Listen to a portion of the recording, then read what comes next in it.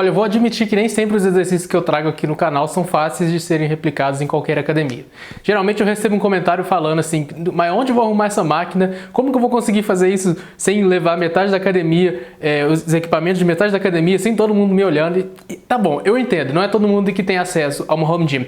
E por isso eu resolvi trazer um vídeo hoje para vocês mostrando uma peça de equipamento que você pode utilizar tanto na sua casa quanto você pode levar na mochila para treinar na academia, caso seja do seu interesse. E eu tô falando da antiga peça chamado o Chest Expander.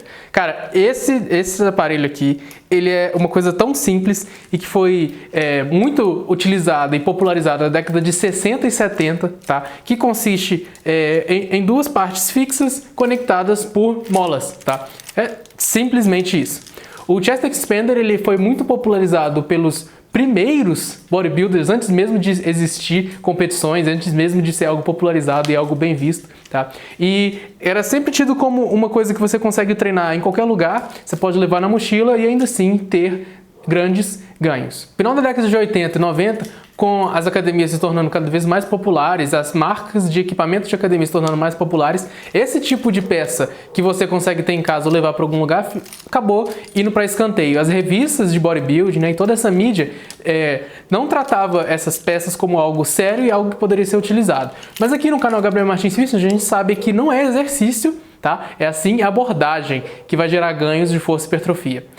Tanto físico quanto aumento de performance, vai depender muito mais, não 100%, mas muito mais da forma que você aplica determinado exercício do que dele em si. Então, dito isso, esse rápido contexto, a gente vai falar sobre o Chest Expander. Em primeiro lugar, como funciona? Como eu falei, duas hastes fixas juntos, presas por molas, tá? O que acontece? A resistência da mola ela funciona muito parecido com a resistência do elástico, né? Embora a constante elástica dela seja diferente, ao você utilizar, você vai perceber que tem uma semelhança, tá? O que na minha experiência acontece?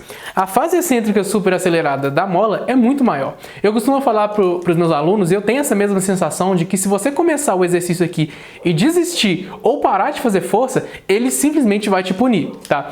Então, assim, se eu começo, eu preparo, isso eu percebo é muito interessante com os iniciantes, porque o iniciante ele não tem atividade neurológica o suficiente para estar utilizando grande porcentagem da sua massa muscular. Então, se ele prepara aqui e começa a puxar fazendo metade do esforço, fazendo 30% do esforço, ele não vai conseguir mexer, tá? É algo que, tipo assim, você tensionou a mola, você tem que executar de uma só vez. Se você ficar com o corpo mole ou começar a fazer força e parar, você não vai conseguir terminar o exercício.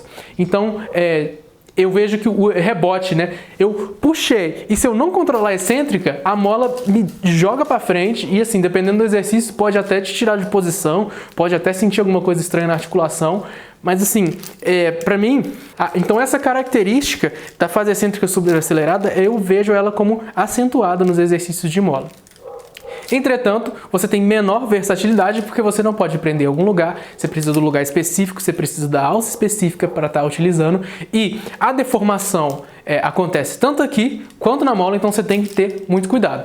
E já aproveitando essa deixa, já que a gente está falando de deformação, esse equipamento que eu estou mostrando para vocês é uma coisa baratinha que eu comprei da China, vou admitir que foi mais um experimento. Eu queria ver como que isso sentia na minha mão e eu percebi já de cara que a qualidade desse material, assim, dependendo da fonte, ela é extremamente duvidosa. Eu quero mostrar pra vocês aqui, eu comprei 2, porque eu já sabia que provavelmente 5 ia ficar leve. Então eu comprei 2 de forma que eu conseguisse usar as molas de um no outro. Mas se você observar esse Chest Expander aqui, você vai ver que eu tenho duas molas, ó, que elas dão muito mais folga que as outras, né? Porque dependendo da forma como você segura, dependendo da forma que você utiliza, essa distorção das molas acaba acontecendo muito grande. O elástico, como é 1 ou 2, você não vai sentir tanto aqui. Aqui quando eu tenho várias, fica bem na cara que a deformação acontece caso você passe da amplitude adequada, que eu acredito que seja 1,5 vezes o tamanho original, ou dependendo do exercício que você está fazendo, da força que você puxa, pode acabar deformando a mola. Então, falando sobre qualidade, cara, ser sincero para vocês aqui do canal, eu não recomendo essa marca aqui não. Se você colocar chest expander, colocar puxador, mola, sei lá, o termo que você for utilizar aí para procurar na Mercado Livre, no Amazon, alguma coisa da vida, você vai ver exatamente esse daqui, tá? E o que eu vou te falar é o seguinte, é algo baratinho que você vai utilizar e tem prazo de vida curta. Se você for um cara muito esperto, muito sagaz, muito mais inteligente do que eu, já compra uns 5, tá ligado? Que aí você vai ter várias molas. Eu não achei onde vende a mola por si só.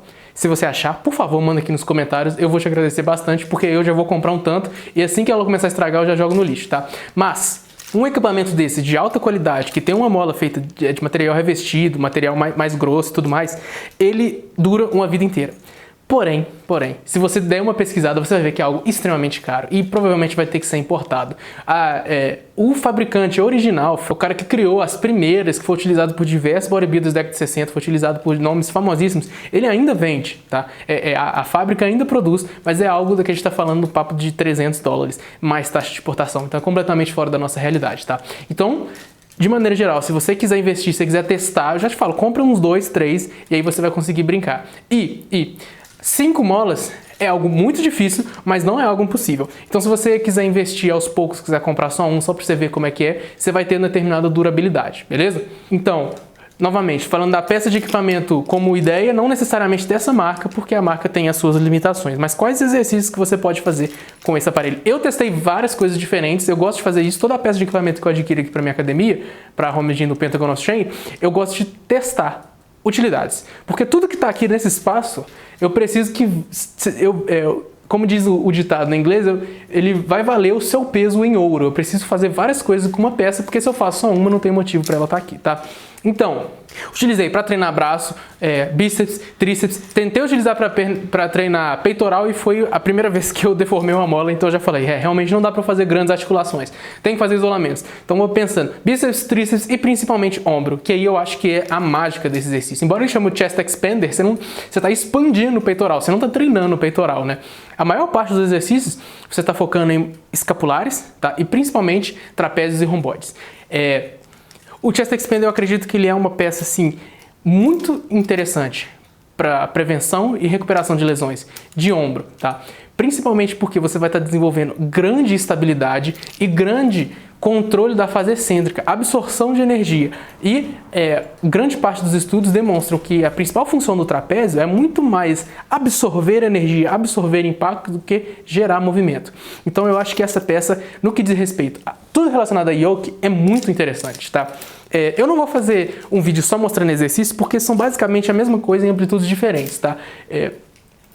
Os 3 principais que eu vou estar utilizando é a puxada na horizontal, a puxada na vertical, tanto supinada quanto pronada. Os 3 principais exercícios, coisa extremamente simples. Obviamente você também pode fazer a puxada atrás da cabeça. Em ordem de dificuldade, mais fácil atrás da cabeça, um pouco mais fácil na frente, mais difícil na frente supinado e o mais difícil de todos na horizontal. Essa é a ordem de dificuldade. Você também pode treinar as roscas, as extensões de tríceps se você tiver um lugar para aprender no alto, tá? Mas de maneira geral é isso. O que eu tenho visto bastante sucesso nessa peça é justamente deltoide posterior, trapézio e romboide. No que diz respeito a essas musculaturas, eu diria que isso daqui, se ele tivesse uma qualidade, uma confiabilidade, ele fosse algo que você pudesse, essa marca especificamente, se você tiver uma peça que você pode confiar, eu atreveria a dizer que ele pode chegar no nível do face pull ou até superar, porque o face pull não tem a questão da excêntrica super acelerada se você estiver utilizando numa polia. Ele vai ser a mesma resistência durante toda a amplitude de movimento. Esse exercício, ele é uma resistência alternante, que significa que quanto mais eu puxo, mais difícil ele fica, tá? Então, quando eu tô aqui, além de eu estar com a resistência máxima, eu tô com ele me puxando o mais forte possível. Por isso que se eu der mole, ele vai me snap e vai me mandar lá pra frente. Então, eu acredito que se você tiver condições de fazer ou usar molas novas, ou tá sempre trocando, ou ter um equipamento de qualidade, eu acho que ele vai rivalizar com o face pull. Então é um exercício extremamente interessante, pensando em perspectiva de prevenção de lesão. E, novamente, eu quero reforçar um ponto que eu já falei no começo do vídeo, que é a questão dos iniciantes. O que eu gosto bastante é que esse exercício ensina uma pessoa que é relativamente iniciante ao treinamento de força a exercer a capacidade de força que ela tem. E mais do que isso, Mais do que a questão muscular. Você ensina a pessoa a prestar atenção no que ela está fazendo. Porque, cara, às vezes a pessoa que não está familiarizada com a academia, ela não acostuma, ou ela nunca levou a sério o lift. Tá? Porque existe exercício. Luiz Simmons fala isso. Tem exercises e tem lifts. O lift, você tem que se posicionar, você tem que respirar fundo, olhar para o nada, esvaziar a mente e fazer força.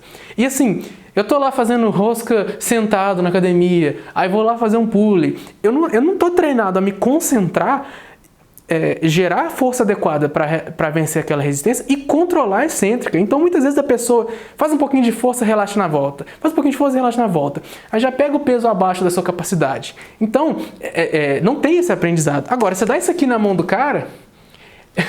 Primeira coisa, ele vai se posicionar e vai falar assim, não consigo, não tem como. Aí você, não, posiciona direito, firma o corpo, contrai o abdômen, tá, respira fundo, olha, concentra. Primeira coisa, tira o slack, tá. Agora a mola já tem um pouco de resistência, eu nunca começo do nada. Então posicionei meu corpo e aí eu puxo de 0 a 100 instantaneamente, vencendo a resistência. Ah tá, cheguei lá no final, pauso e controlo a volta. Porque se eu não controlar, ele me volta à força. E a fase excêntrica, pensando em hipertrofia, é mais importante que a fase concêntrica. Então, o valor não só é ensinar as pessoas a ter essa consciência corporal, ter essa concentração, entrar com a cabeça no exercício, mas prevenção de lesão relacionado a ombro, fortalecimento de deltoide posterior, trapézio, romboide e todos os escapulares, manguito rotador e tudo mais. E para uma pessoa que já treina força, você pegar isso aqui, colocar 7 molas e assim, você, novamente, eu diria que chega uma sensação psicológica, não fisiológica, próxima a um esforço máximo. Porque é tipo assim, eu tenho que puxar isso com toda a fibra que eu tenho no meu corpo, senão ele não mexe. E se você tiver num dia ruim, as suas 6 molas vão virar 4. Acredite em mim, porque foi exatamente o que aconteceu comigo. Beleza? Eu queria falar hoje sobre essa peça de equipamento, que é algo extremamente simples, você pode levar na mochila ou treinar na sua casa. Você não precisa de uma reverse hyper, uma gaiola, uma barra, uma fita, um não sei o que, igual todas as outras maluquices engenhocas que eu falo aqui no canal Gabriel Martins Fitness. Se você gostou desse vídeo, e principalmente se você já experimentou ou tem vontade, manda aqui embaixo nos comentários. Se você souber onde vende só a mola, por favor, me manda também aqui ou lá no Instagram e a gente continua conversando. Agora a gente já está passando na metade do ano de 2025. Como estão os seus ganhos? E você ainda está treinando abdômen e pescoço? Quero saber disso. Se você assistiu até aqui, muito obrigado.